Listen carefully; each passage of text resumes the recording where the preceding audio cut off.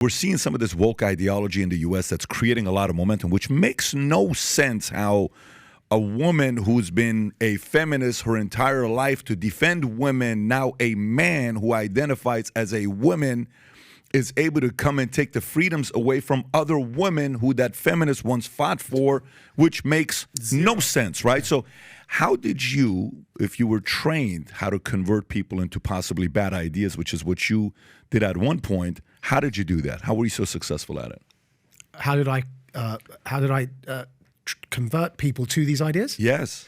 What did you lean on? Did you lean on innocence? Did you lean on anger? Did you lean on rage? Did you divide? What angles did you take? I mean, look, you've got to understand human psychology, really. And what you just said there at the end of that question is an example of correct the approach is. You've got to understand if somebody's angry, then how do you manipulate and weaponize that anger by steering it? Now, I don't want to get overly complicated, so I'll give a more popular example, which everyone will get immediately. So we all, I imagine, watch Star Wars, right? Of course. Right. So the way in which, through the prequels, you see Darth Vader become who Darth Vader becomes, and what happens to Anakin is an example of what I'm talking about. How you can weaponize and manipulate anger that comes from rage, from love, in Anakin's case, losing a loved one, right?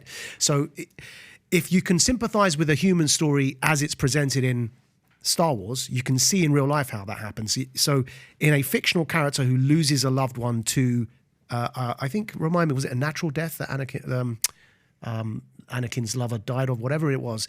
Imagine you're in a war zone where your entire family's been blown up. It becomes incredibly easy to weaponize and manipulate that anger.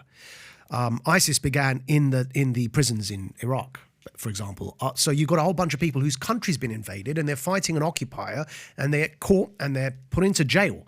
And of course they're angry. And that's where that anger was weaponized, again, when I say by the security services in ISIS's case. Up until ISIS, they were Al-Qaeda fighters. So I think it's, whether it's anger, or every emotion, every human emotion can be steered for the purposes of achieving an outcome. And it was done during COVID, fear in the case of COVID with COVID mandates. And again, everything I say, please, everybody listening, look it up for yourselves. Don't believe me when I say things like we witnessed historically the largest and most sinister psychological operations campaign inflicted upon civilian people by their governments during the COVID era. This is no longer in dispute. The fact that whether the Twitter files have revealed it here in the US, or by way of an example, Matt Hancock, the health secretary's WhatsApp messages that were leaked, revealed in the UK, where he's like, "How do we make the people more scared?" Yep. Ultimately, we witnessed, which we've spoken about all of that on the pod. That's right. Yeah. And the 77th Brigade that I first mentioned on the JRE, but mention here again, is a UK-based military operations unit called the 77th Brigade, which on their own website they state that their purpose is psychological operations, and they were engaged in this whole COVID situation. Twitter was infiltrated by operatives in that way to manipulate our perception of reality. So in the case of COVID, they did it with fear. In the case of extremism, you do it, for example, with anger. You could do it with love. I mean, I think the Spanish Inquisition was a manipulation of love, interestingly enough, because the idea, I will torture you because it's good for you and God will redeem you through this. And then when you're seeking heretics, the idea is you think that you're seeking purity and love. And of course, the road to hell is paved with good intentions. Mm-hmm. Yeah. But I'm sorry, I want to go deeper in this. Go for it. You talked about the Leslie Stahl video. I just texted to you, Rob. If you want to play this, it's 23 seconds from 60 Minutes.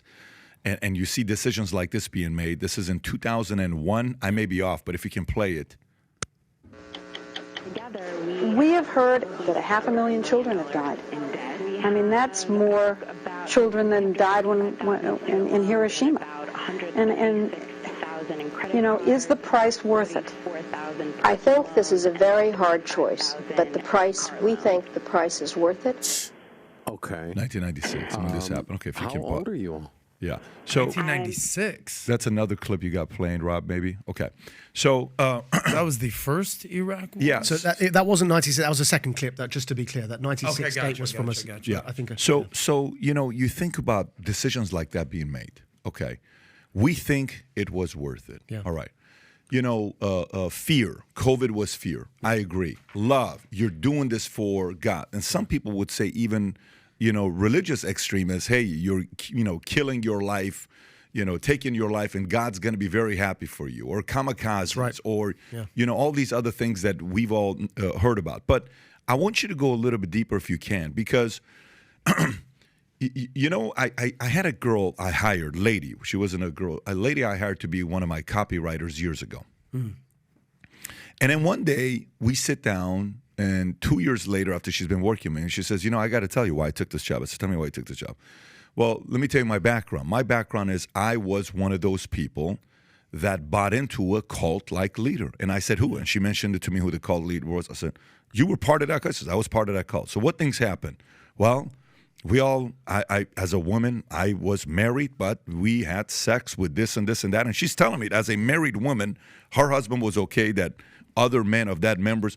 What convinced you of that? Because I was convinced we were doing the right thing, and me and my husband, all this stuff. Typically, it comes from a place of wanting to be part of a community, right? This is happening, and parents in America are very worried. Some of them that can't afford to send their kids to private school, they have to send their kids to public school. And in public school, this is happening. Yeah. But if you can, I want you to go a little deeper. I know you were doing the Star Wars thing, and I know you kind of, use that as the analogy, but I want you to actually, tell us what it would sound like. For example, hey, how do you feel about the fact that such and such is getting all the credit and you're not, right? Don't you hate it that, they don't really realize you're doing all the work behind closed doors. Without you, he would never be where he's at right now. Yeah. That's one method, right? Hey, did you see what they did to your family? We have to seek vengeance. We have to go back and do this, right? Can you actually unpack some of those recruiting methods? Yeah.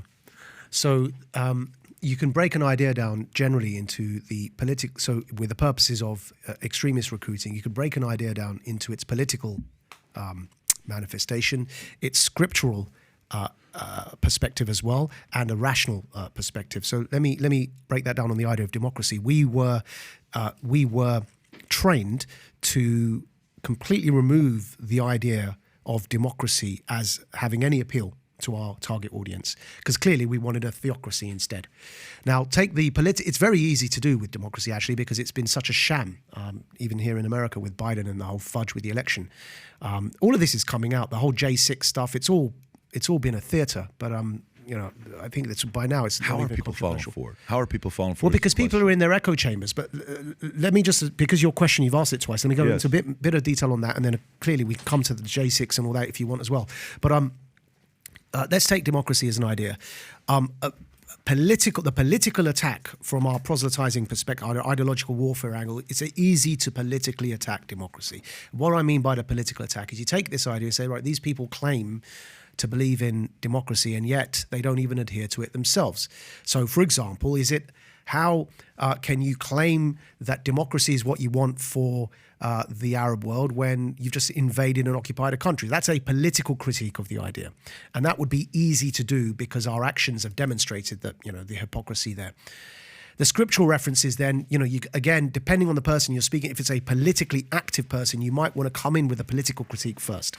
If you're talking to a religious person who's traditionally religious and your aim is to politicize them, because traditionally devout Muslims weren't politicized, and the faith had always been an internal thing, but we used to politicize traditionally devout Muslims. So how would you do that? You would take scripture, because that's what they hold dear, as opposed to the political line. And the scriptural references, so you would seek to convince them that there is a shortcoming or a misunderstanding in their idea of Islam. And Islam is founded on this key fundamental point of Tawheed, or the belief in the oneness of the source of of Allah. And so what Sayyid Qutb did in Milestones, the book that you just showed on screen, is to take this idea of Tawheed or oneness and demonstrate that you as a Muslim are falling short of your fundamental religious obligation to this idea of one Allah if you allow rival gods to be created in the form of these rulers.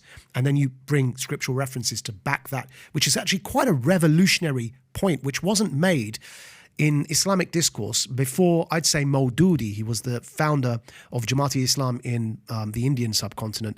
And Maududi was followed then by people like Sayyid Qutb and Milestones and Nabhani, who was the founder of Hizb ut-Tahrir, the group that I joined. But Maududi was one of the first to make this point, the idea that passages such as "Inil hukmu illa lillah" in the Quran, which mean the hukm is for none but Allah. Now, the word hukm here could mean judgment in the arbitration sense, or it could mean rule in the theocracy sense, yeah, as in law.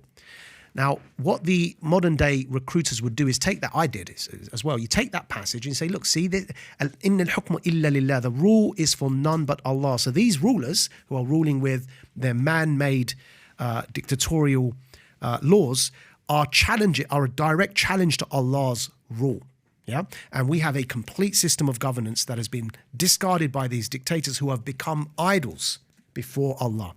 And shirk, or idol or polytheism, is seen as the biggest anathema to Tawheed, or the oneness of Allah, right? So you can take somebody down that journey. Now, the truth is, this passage could not mean what we were teaching people it meant. It's impossible. Because the idea of a unitary legal system imposing one law over all of society is a modern Westphalian European nation state idea.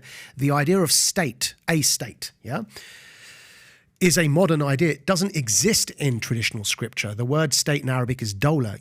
If you were to take a computer to scan the entire, all Islamic scripture to look for the word dawla or state, you could do it right now if you want. It just doesn't exist. It's not there.